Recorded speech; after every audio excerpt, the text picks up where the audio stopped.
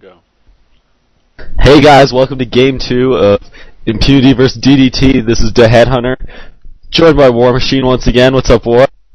Nothing. Sitting back and trying to enjoy this game too. So, first game very exciting. Obviously not in the beginning of the game, but towards the middle and end, a very exciting game full of some good things. So, looking forward to game 2. Definitely, we're here for Gosu gamers. And I don't know. What do you think? Same bands pretty much, plus Dr. Repulsor because he raped last game. Yeah. For the life of me, I can't remember who the other band was last game. I don't think Pebbles was banned last game. No, he was. It was Really? It was Pebbles, Thunderbringer, Soul Stealer, Wretched Hag, Devourer, and someone. Okay. I can't for the life of me remember who it is. Me neither. Witchslayer, apparently. Witchslayer? Have people actually pay attention for me. But, yeah, Witchslayer was banned in getting first pick, so... Apparently that was the right band. Yeah, apparently they knew what they were doing. Looks like we see Bubbles getting picked up by Hellborn as well as Voodoo Jester, so Bubbles going to be on the other team this time. As well as Voodoo Jester, in fact, so Hellborn looking to go for the exact same lineup the Legion went for last game. Yeah, I mean, they saw how well it worked and looking to do the exact same thing, looks like, so... Could we see an electrician? Is this a troll?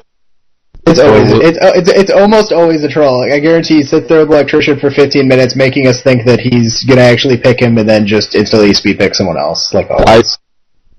Pyro, yeah. Those are like 8 heroes I would have totally liked to see, right there. That whole succession. He's also standing behind Jack X's computer listening to our cast, so he knows to do that.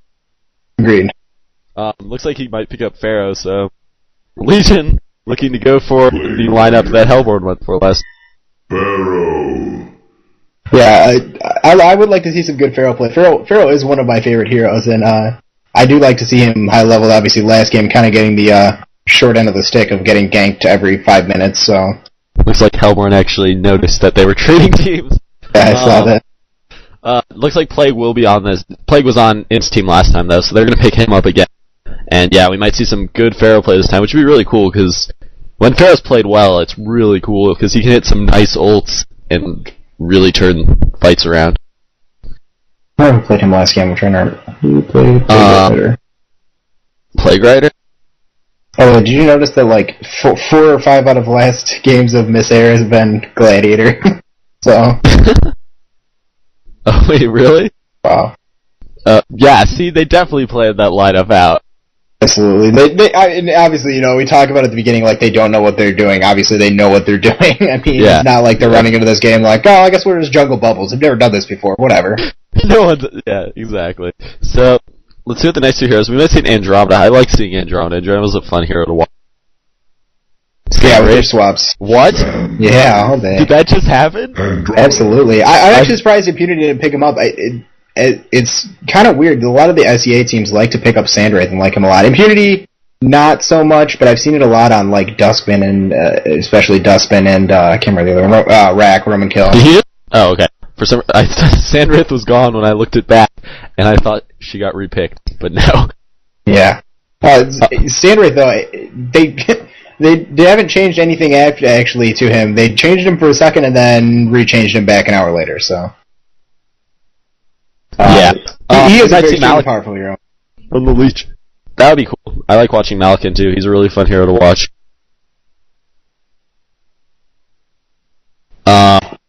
Let's see. Just waiting for the clock to expire. Who else do you think they could pick up? Looks like they have a Witch Slayer, Plague, Tri-Lane potential with the Malakin. So yeah, it looks like Defiler. That would be really cool. You don't actually see Defiler all that much, even though she's really good. At least I haven't. She is one of my favorite heroes, and she fits in really well with this lineup that they have going right now. A lot of AoE, and Malakin, especially with her, is a very good combo with his ult, and with Pharaoh's mummies, and with Plague Rider's ult. So she's one of those heroes where she fits in well with an AoE lineup, but is also an extremely strong solo hero by herself, and even with just like a push team or something. So she's being picked up more now, which is good to see. With the kind of she's not the only thing that's bad about her. She's not the big Bombardier. So I can probably stop talking about Tyler now, but wait, what? Yeah, so did they just pick Bombardier instead of Defiler? Yeah, I can't say I've seen anyone actually pick up Bombardier who isn't Chu, so kind of looking forward to that pick. I'm really excited for this now.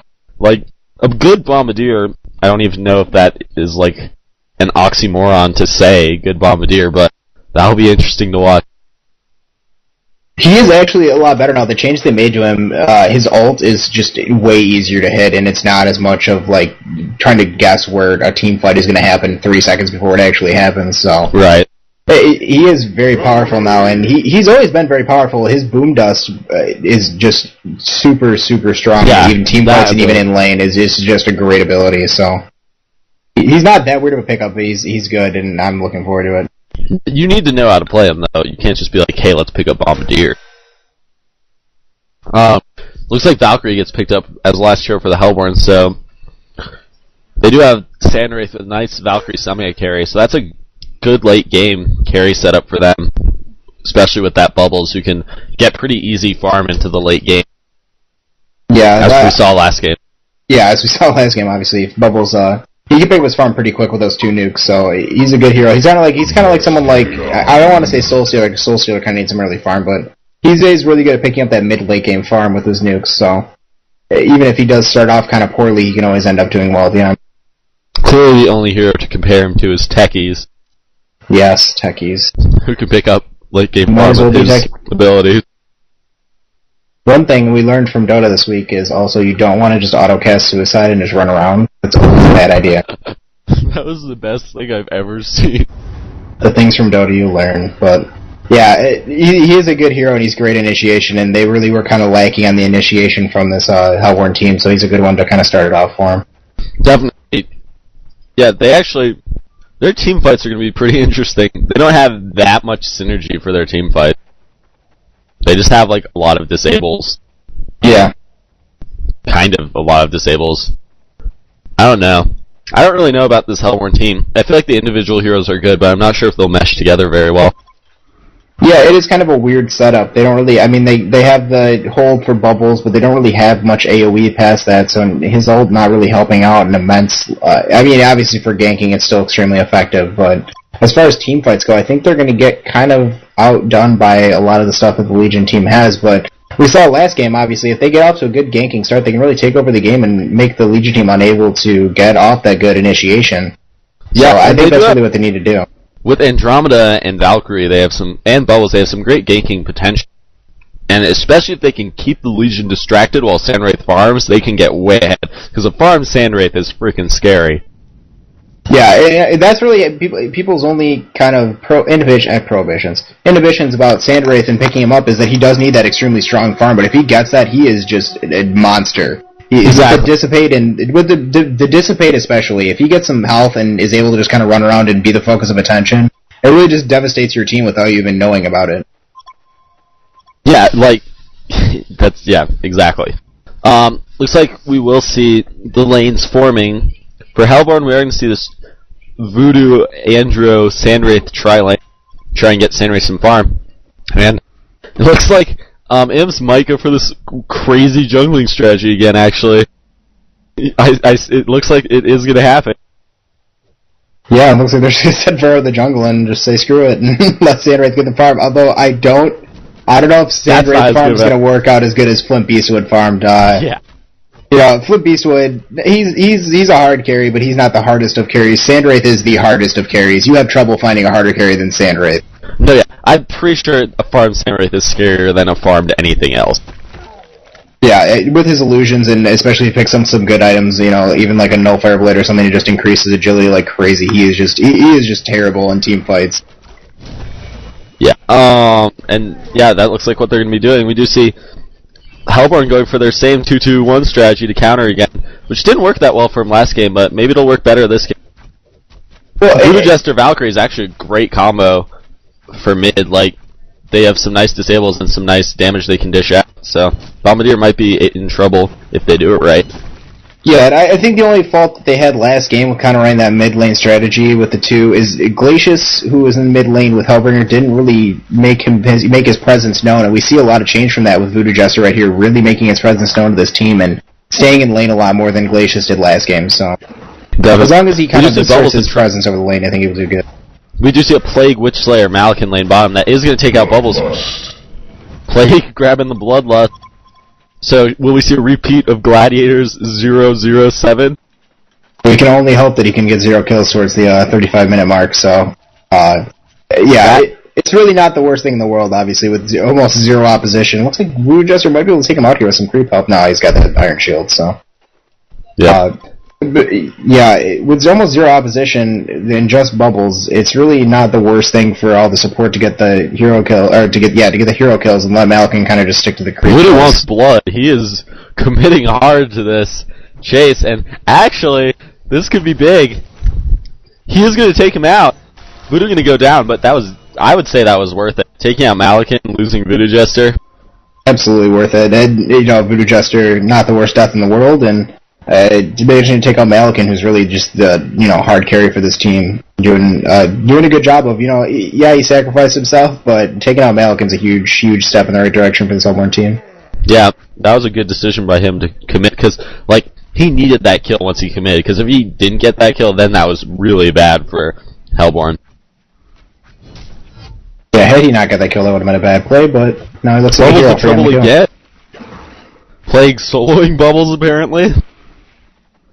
Yeah, we saw it's Capelzor actually on that same Plague Rider, and we saw him doing this exact same thing last game, kind of sitting out entirely in front of the tri-lane and laying some just sweet harass on the solo hero playing and letting Malkin just sit back and farm. Yeah, well, Plague, pretty much infinite mana hero with a great harassing nuke. He can definitely do that. Voodoo Jester, back to middle, trying to stop Bombardier's farm. He's doing a good job here, staying on the high ground.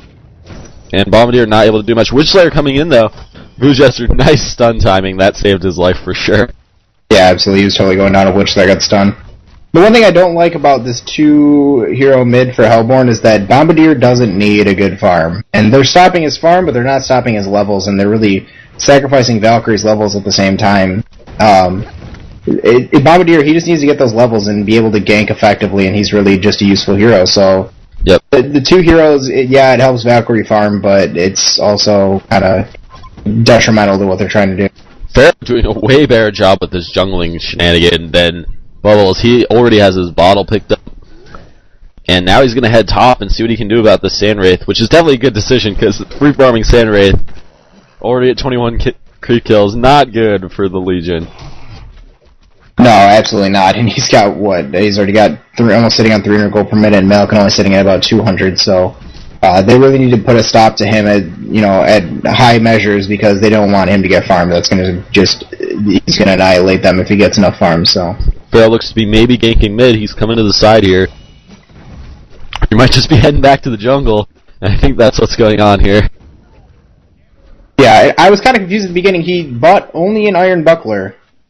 I was pretty confused, and it does make sense though. He wanted to get that early battle so he could just kind of sit in the jungle and attack some creeps and heal up and maybe catch a rune and then attack some creeps, and it is an effective way to jungle with a non-jungling hero. Now I can gain some free farm here. It looks like Legion or Hellborn gonna actually copy the strategy. Bubbles going to the jungle. And honestly, I think this is the best decision, because basically the reason that this strategy worked so well last time is that the tri-lane was able to constantly get kills on that Pharaoh, while the Bubbles in the jungle prevented the other team from getting any kills in their tri-lane. And now, with both heroes in the jungle, the lanes are going to be more even, and Legion's actually going to need to pull the rest of their heroes out of that lane so that Malkin can keep up with Sandra, because that was what kept Gladiator in it last time, was getting all those assists. Yeah, it was, and I'm kind